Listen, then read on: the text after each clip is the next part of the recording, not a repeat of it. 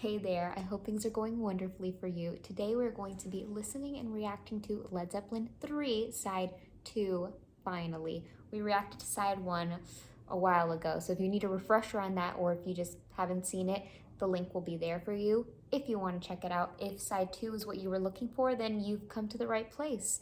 Kicking us off, we've got Gallows Pole.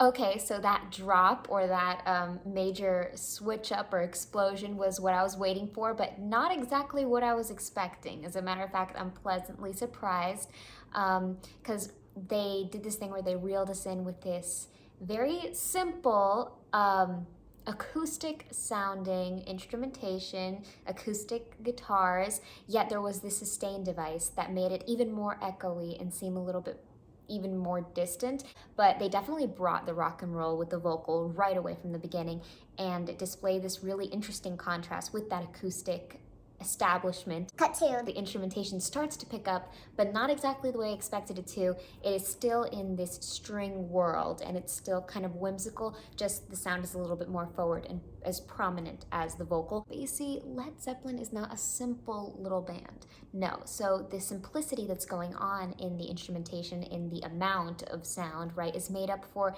the complexity and the chaos of the movement of the sound, of like these really, really flavorful chords that seem to be descending, like there seems to be this descending nature, but then also these chords are gripping, they have a bite, there's like this seventh, and there's just this so many intricate things happening where it's not just straightforward, monotonous major chord to major chord. There's a little bit more to it going on. There's a little more entanglement in there.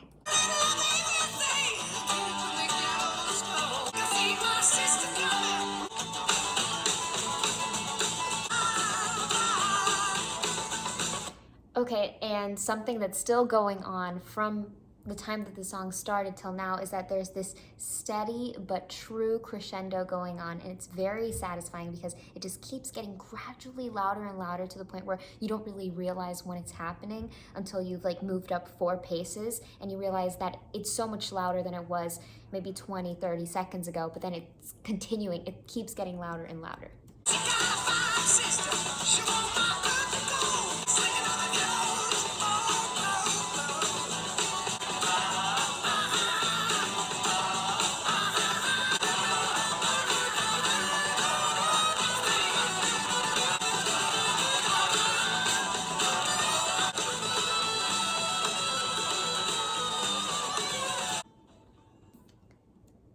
So many fun and exciting things happening throughout the entire song. We had that really fun sequence device at the end there where there was repetition or mimicking the vocal with the instrumental line, and when that electric guitar first kicked in, that was so satisfying because it has this distorted nature that's not exactly displayed throughout the rest of the song, even though there was that sort of reverby, echoey thing that was going on before. This distortion is a little bit more fuzzy, hazy, and piercing and a little bit more nasally, whereas everything else was a little more rounded out, so that was a good contrast to that. And then there was this really fun, bouncy riff that was going on somewhere in the middle. Any little tweak in any specific aspect could have made this song go off a completely different rail, and this completely landed the pocket that they were going for. So we're off to a good start. We've reached that point in the night where I have to wear a hoodie because I'm absolutely freezing. So at number 2, we've got Tangerine.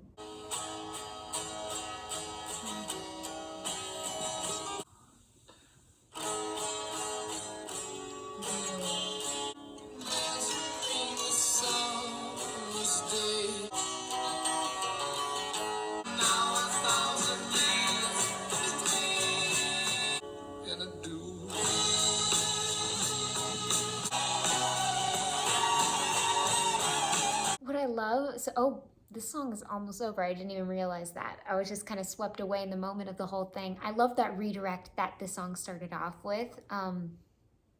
Initially, it burst onto the scene in a similar fashion to the first song, right? It sounded very acoustic, and it even had that overlaying reverb, echoey effect that made it seem distant. But then, you know, they switched it up on us, and they gave us a little count in, and then so many things were brought to life. It feels like at the beginning of each phrase, we have this like back and forth. There's a lot of sus chords that were involved in carrying forward that initial sound, the initial movement in the musicality.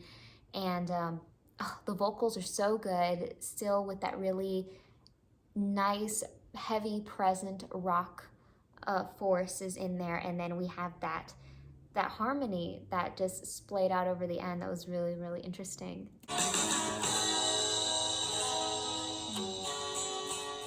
And I feel like the electronic device that came in totally stole the show.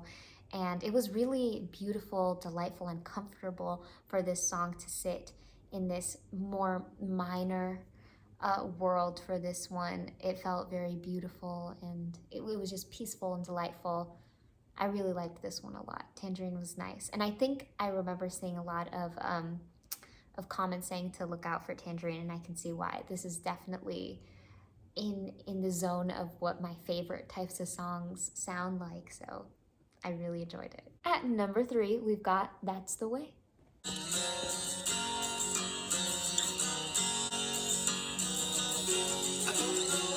I'm gonna replay back when the vocal starts up again, and I just wanted to take a second to say that I'm really here for and loving these very acoustic intros, painting this beautiful picture. It feels very almost innocent. It has this innocent character that's really, really beautiful.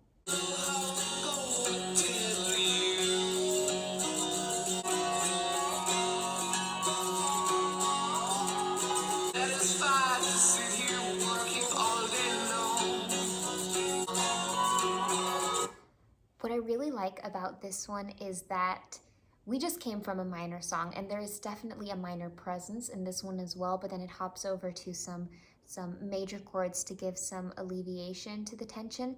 But the tension isn't very suspenseful or like nerve-wracking. It's almost like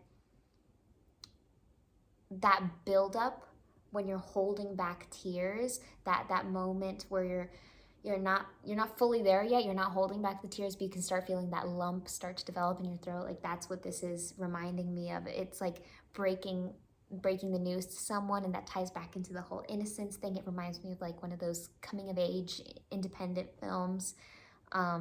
It's really beautiful, and there's this silver lining of hope. Like, there's hope at the other end of it, right? Like you're looking towards a brighter day while you're still in the gloomy day.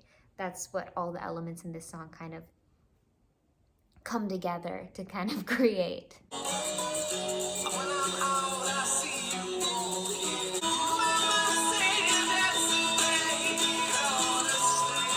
I like that tangent there where we went vocally rogue a little bit.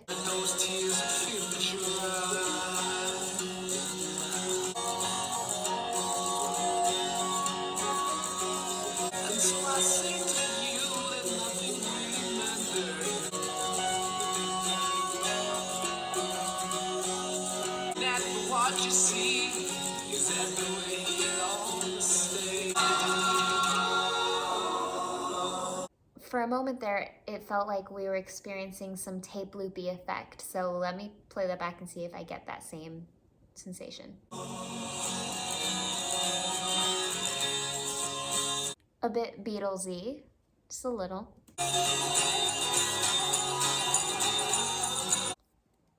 And another prominent driving factor of this song, That's the Way, was that really solid bass guitar line. It was really strong, and it provided a lot of support and a lot of force in the song, and I thought that was very powerful. And what I really like about this one too is that even though it picks up steam, it has some speed on it, has a little bit of tempo, it never breaks out of that acoustic nature, of that acoustic sound. So it kind of stays in that really innocent, pure, kind of sad world. But but it still feel good in a way. It has that hopefulness that we talked about earlier. I'd have to say this song left me feeling melancholic. If that's what they were going for, they completely nailed it, because I feel like this song is melancholy brought to life. It's like the personification of melancholy, even though it's still not a person. But it is a noun. It's a thing, song. That's the way. Feliz número 4. Sí, hemos llegado a este momento del video. Feliz, pero también un poquito triste, porque eso significa que ya se va a acabar. Ya solo nos queda una canción más, pues. Pero ahorita vamos a escuchar Bron-Y-Aur Stomp. Ustedes han notado que cada número 4 tiene un título un poquito mero raro, que yo nunca sé si lo estoy pronunciando correctamente o no. Ojalá sí se dice, pero no sé. Bron-Y-Aur Stomp. Si lo estoy diciendo mal, pues perdóname.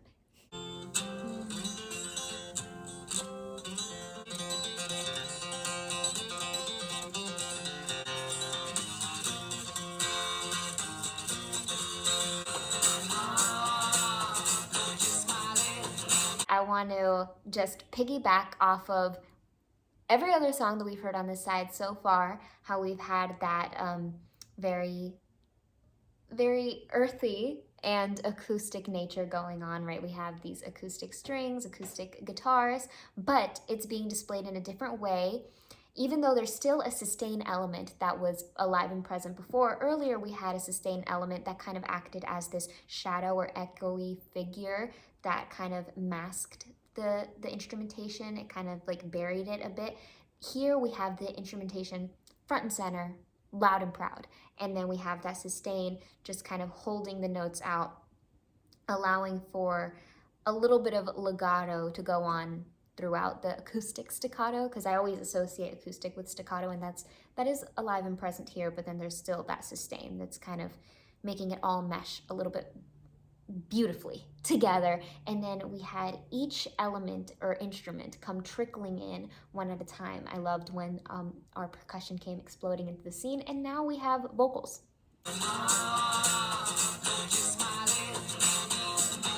Okay, so that was even cooler than what I had first taken in, because I had stopped it in the middle and I disregarded that beautiful lead-in with that swooping and scooping legato. Hit a whole bunch of notes, all smoothly, beautifully connected, tied together, and then broken up. So it went legato, staccato, and formed this really fun and cool pattern.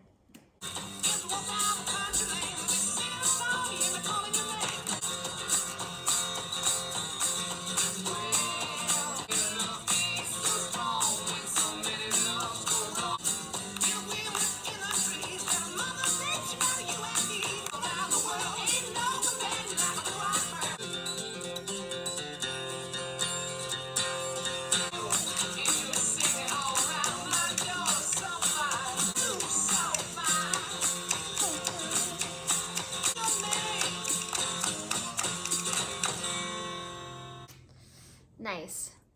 So I'm normally not the one that's going to just flat out promote just any like folky country song. Unless, you know, it's from the Beatles or any of their solo albums. But I really can see myself standing behind this one. I really like it because I thought it was brilliant. I thought that they completely laid out and displayed all the elements and themes that were going to be built upon later on in the song right at the beginning, right? Like we talked about the fact that there was a legato and staccato nature in just the intro and just the instrumentation in such a small scale. I didn't even really think that there was going to be much made of it. And then that was literally the theme that carried the song all the way through. So they kind of brilliantly dropped that subtle little hint that I would have never even picked up on if it wasn't for sitting here with you guys and specifically looking for things like this. It would just be one of those things where at the end of the song I'd be like, oh, I like it, and I don't really know why. But that's why it's cool to take a look at this, because you can see that there are no happy coincidences here. Everything was planned out, and geniusly so. Now up last, we've got Hats Off to Roy Harper.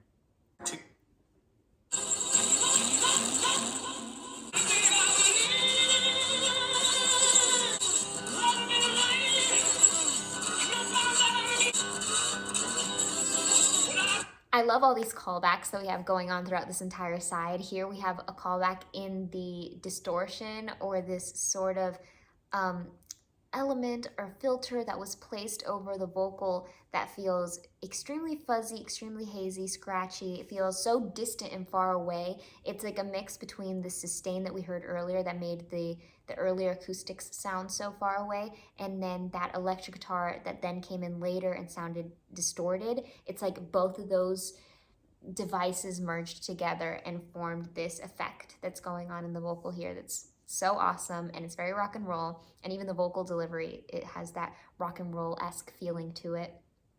It's kind of spine tingling and skin crawling.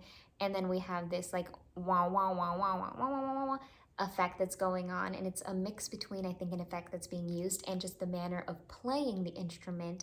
Like these musicians are just so talented instrumentalists. They know how to maneuver and manipulate the pitches and the chords to make it sound a certain way with this delivery. So the vocal delivery along with the instrumental delivery together is pairing for this kind of like dizzying cyclone of sound.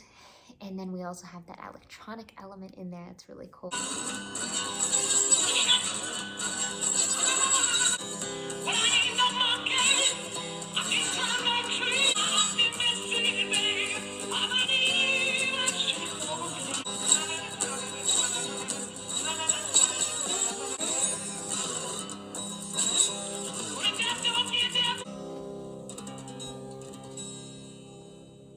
That was really sweet and fun and playful. As a whole, that side 2 was really amazing. So many different ways to go about displaying really great songs that are acoustic and just still have such different characters and different flavors and different feelings and tones and moods. Like they would all exist in completely opposing movies, and I just think they also went together so well. So they have that duality going for them where they're completely contrasting but also very complementary.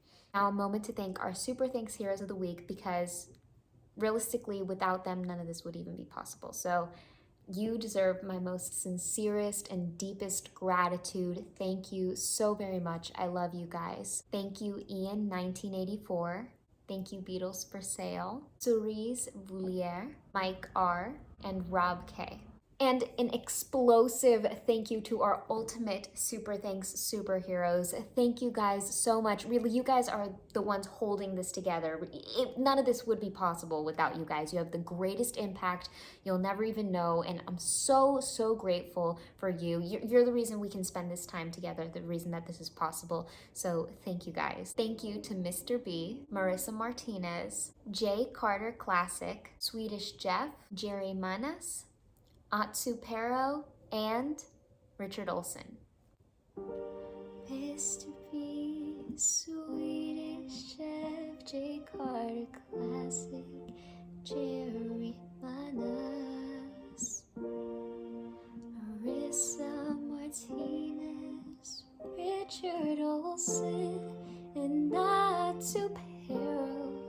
You're my hero, so thank you. Will never be enough. My heart is beyond touch, beyond move. Thank you. It's never enough. It's all I can do. You're the reason our time together is possible, and I'm grateful for you forever. I hope blessings follow you wherever you go. Thank you. Thank you. Thank you guys so very much. I love you guys so very much. Every fiber of my being is so grateful for every fiber of your beings, and it's true. There's no other way to say it than this wouldn't be possible without you, and I'm so grateful for our time together. So that really means a lot to me, and just in general, you have huge impact on my life, and I could never ever come close to expressing how grateful I am and how amazing that is. So I really just hope that you guys are out there enjoying yourselves, having the most wonderful time. Hope this is the greatest day ever, that a million amazing things happen for you, just one after the other nonstop, and that you take care of yourself, and well, that of course you take it easy.